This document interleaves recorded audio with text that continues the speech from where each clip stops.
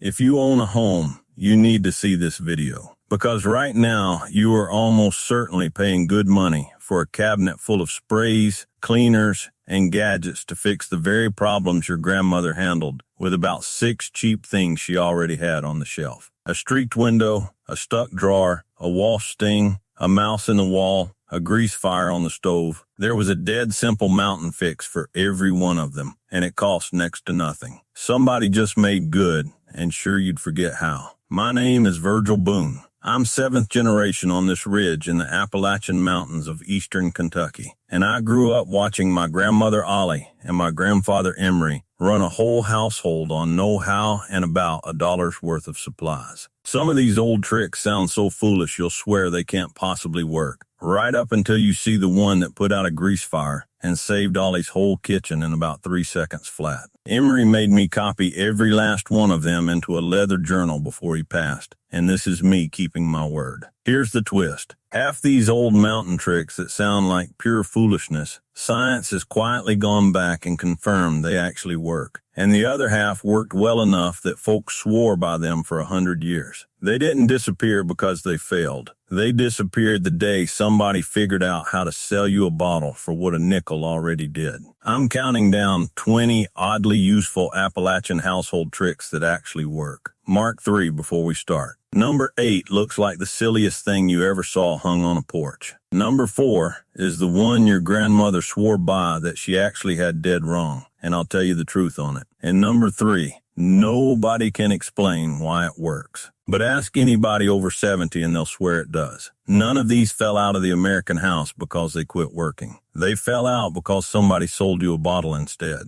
That's not on you, friend. They're good at selling. Tap subscribe before we start. Not for me. Because we're pulling these old tricks back into daylight. The question isn't what did we lose. It's who got paid the day we forgot we could fix it ourselves. Number 20. Newspaper and vinegar for streak-free windows. Long before anybody sold you a blue bottle of glass spray, every grandmother on this ridge cleaned her windows with a wad of yesterday's newspaper and a splash of plain white vinegar. The ink and the paper fiber work as a mild abrasive. The vinegar cuts the film, and the glass comes out streak-free with none of the lint a paper towel leaves behind. A jug of vinegar cost pennies, and the newspaper was already paid for. Then somebody bottled that exact idea, put a spray trigger on it, and charged you $5, and a free trick that worked better quietly walked out of the American house. Number 19. Vinegar in the laundry rinse. While we're on vinegar, here's the one that'll save you a whole aisle at the store. A cup of plain white vinegar in the rinse cycle softens your clothes, strips the odor, and helps set the colors so they don't bleed, because the acid breaks down the detergent residue that leaves fabric stiff on the line. And no, your clothes don't come out smelling like a pickle jar. That vinegar smell dries clean away. A gallon ran a few cents and lasted dozens of loads. Then a soap company taught a whole country it needed a special blue bottle of softener for what a splash of vinegar did better. Number 18.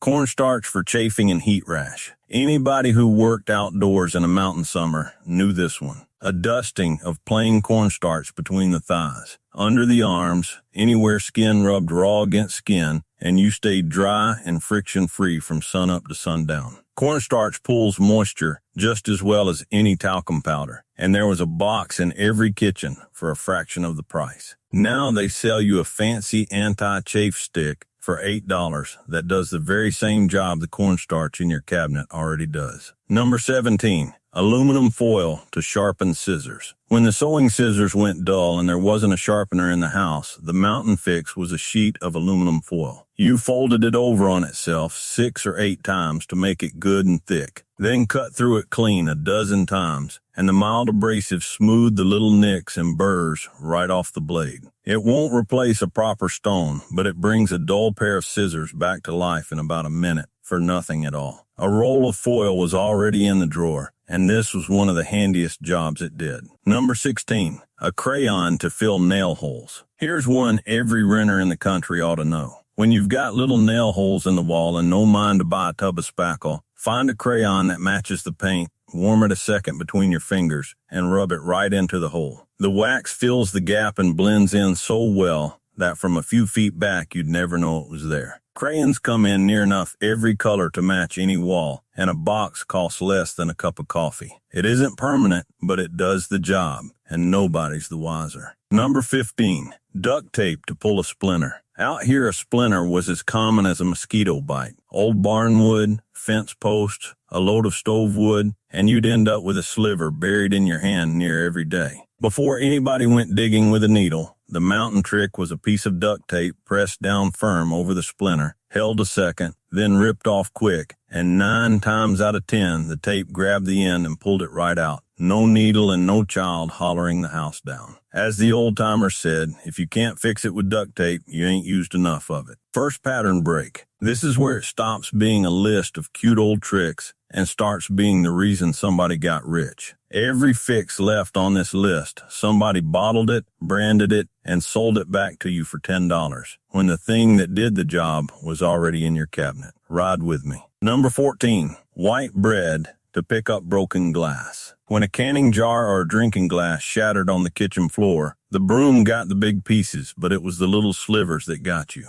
So your grandmother took a thick slice of soft white bread and pressed it down flat over the whole area. And that soft bread picked up the tiniest splinters of glass a broom or even a vacuum left behind. Then the bread went straight in the trash and the floor was safe for little bare feet again. In a house full of barefoot young ones, a 2-cent slice of bread was about the cheapest safety tool going, and it worked better than anything you could buy. Number 13. Steal wool in a mouse hole. Come the first cold snap, the mice came in out of the hills to winter in your walls, and every mountain family knew the fix. You found the hole they were using and packed it tight with steel wool. A mouse will gnaw straight through wood, plastic, and soft metal, but he will not chew steel wool because it shreds his mouth and he learns to leave it be. A pad jammed into the gap stopped them cold, and a little caulk made it permanent. A box of steel wool ran less than $1 and guarded the whole house better than a drawer full of traps. Number 12. Peanut butter to get gum out of hair. Every mama's nightmare was a young one coming in with a wad of chewing gum worked deep into their hair and the scissors looking like the only answer. But before anybody cut a curl, the mountain remedy was a good glob of creamy peanut butter worked right into the gum. The oils break down the sticky base of the gum and it slides right out with a comb. It took a good washing afterward, but at least the child kept their hair before picture day. Number 11.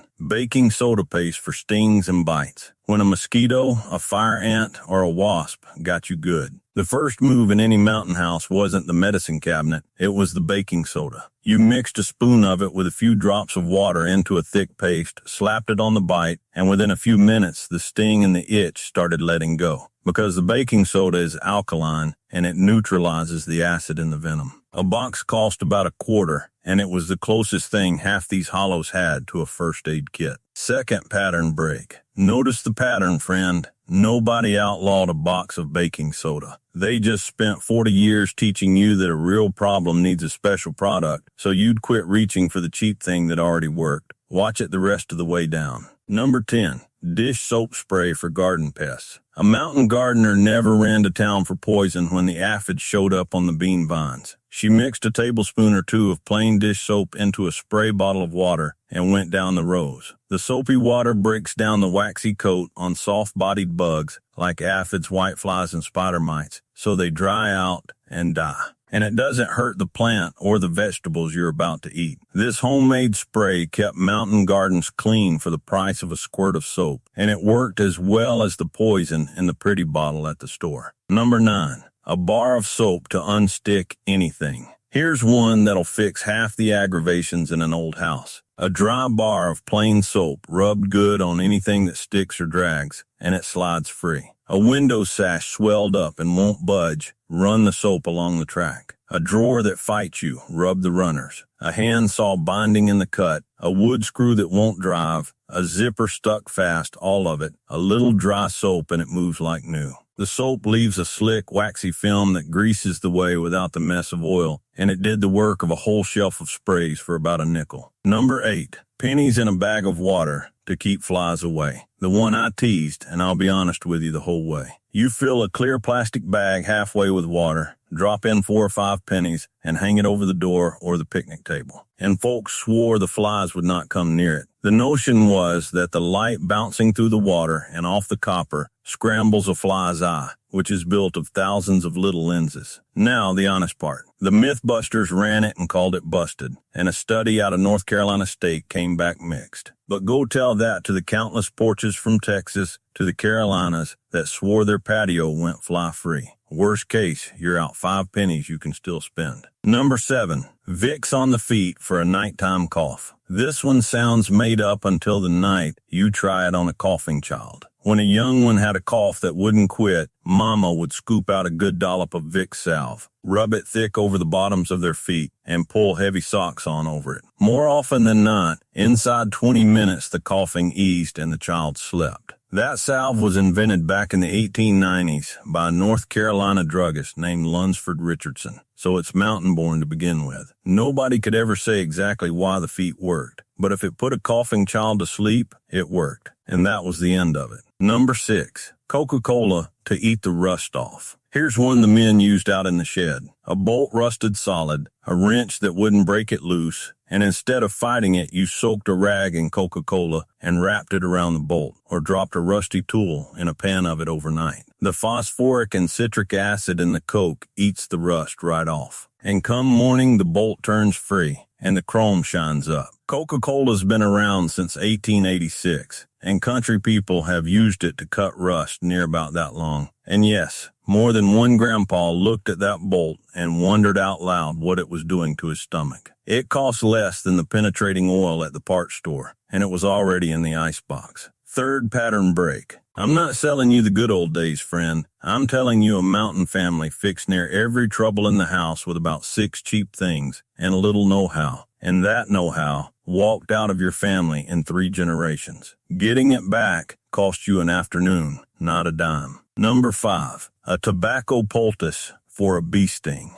Getting stung was a rite of passage for a mountain young one, and the cure didn't come from a bottle. If a bee or a wasp got you, Grandpa would pinch off a bit of his chewing tobacco, wet it down, and press that wad right onto the sting, and the burning drew down almost the minute it touched. If there was no tobacco, a paste of meat tenderizer and water did the same work. That one even made the Journal of the American Medical Association back in 1972, when a doctor named Harry Arnold wrote up the tenderizer cure, because the enzyme in it breaks down the venom proteins. It looked awful and smelled worse, but when Grandpa said hold still, you held still, because the second that wad went on, the fire started going out. Number 4. Butter on a burn. This is the one your grandmother swore by that she actually had wrong, and I promised you the truth, so here it is. In every old mountain kitchen, the second somebody grabbed a hot skillet handle, out came the butter, slathered right on the burn before you finished hollering. The idea was the fat would cool it and soothe it. Here's the truth the old-timers didn't have. Butter traps the heat down in the skin and can make a burn worse, and it can set up an infection besides. What actually helps is cool running water. 10 or 15 minutes of it, plain and simple. This is the one the record corrected. The love behind it was real, but the butter was a mistake. Cool water, every time. Number 3, a bar of soap under the sheets for leg cramps. The one I teased, and I told you nobody can explain it. For nighttime leg cramps, mountain folks would take an unwrapped bar of plain soap and lay it under the fitted sheet at the foot of the bed. Ivory and Dial were the ones you heard named most. There's no study that's ever pinned down why on earth it would work. But go ask anybody past 70 who tried it, and they'll look you dead in the eye and tell you the cramps stopped the night they put that soap in the bed. Ann Landers herself ran it in her newspaper column, and for a whole generation of Americans, that settled it. Number 2, cast iron cleaned with salt, never soap. Here's the one that'll outlast every 9-stick pan they ever sold you. You never wash a cast iron skillet with soap, because that strips the seasoning built up over years and sets it to rust. Instead, while it's still warm, you pour in a handful of coarse salt and scrub it out with a rag, and the salt scours off the stuck food without touching the black, slick seasoning underneath. A skillet cared for this way lasts 100 years, which is why they got handed down like heirlooms in these hills. Then they sold your mother a non-stick pan that peels and dies in 2 years. To replace a pan her grandmother cleaned with a nickel's worth of salt, and left to her in the will. I'll tell you on myself. The first time I tried to sharpen Ollie's good sewing scissors on the foil, I was maybe 9, and I didn't fold it thick. Just one flimsy layer, and I sawed at it till I'd bent the tip of her best shears clean sideways. She didn't holler. She just took them, folded the foil the way it ought to be, a good 8 layers thick, fixed the scissors in the bend both, and said, "A trick's only as good as the hands that respect it." Wrote that in the journal that night, and it's held true for every one of these. Number 1, salt on a grease fire. It's the one that saved my grandmother's kitchen the summer I was 8. When the skillet grease catches fire, and one day it will, you never ever throw water on it, because water hits that grease and throws a fireball to the ceiling. What you do is grab the box of salt and pour it right over the flames, or slam a lid down on the pan, and the salt smothers the fire by cutting off the air. That's what Ollie did, quick as a cat,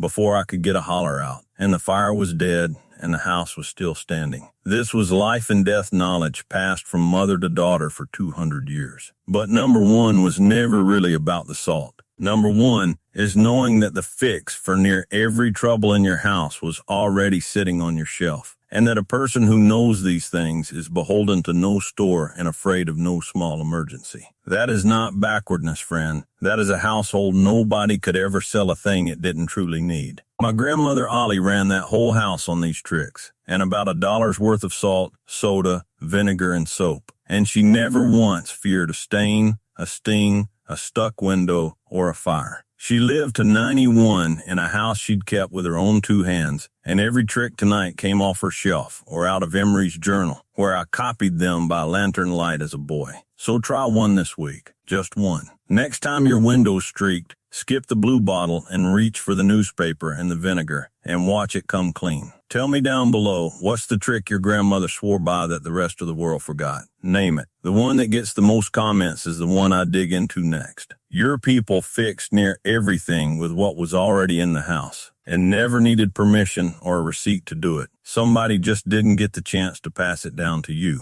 Now it's yours again. Next time I'm opening the journal to the page Emery wrote on the old mountain cures, the roots and the poultices that doctored a family through a winter with never a trip to town. Subscribe. Come back for it. Keep the old ways. They kept us.